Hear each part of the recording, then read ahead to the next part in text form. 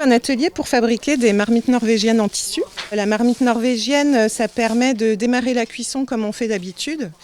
Et on l'arrête au bout de 5-15 minutes en fonction de ce qu'on veut faire cuire et du temps de cuisson déterminé avant. Donc on met dans la marmite, on vient recouvrir soit avec une couverture en laine ou une serviette de bain. Et en fait on bouge tous les espaces.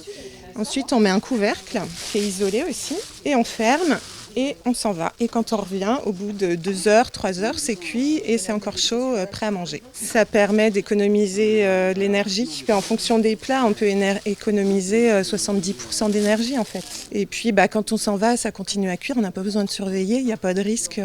Après, nos grands-parents, avant, ils mettaient leurs cocottes, ils les mettaient dans la couette, dans le lit en fait. Et pareil, c'était le même principe. Ça continuait à cuire et le lit était chaud l'hiver, quoi. J'adore cuisiner et faire des recettes et je me dis que là c'est l'occasion d'avoir encore un outil de plus dans notre cuisine pour permettre de réduire les temps de cuisson sur les appareils à plaque. À low-tech, je viens en général pour les concerts, les spectacles qui sont en soirée, en week-end. Et c'est la première fois que j'ai pris des vacances pour être là en semaine et participer aux ateliers. Je les ai pris exprès pour que ça tombe sur cette semaine-là. C'est le travail manuel, on se le réapproprie, comprend quelques-unes des technologies qu'on a.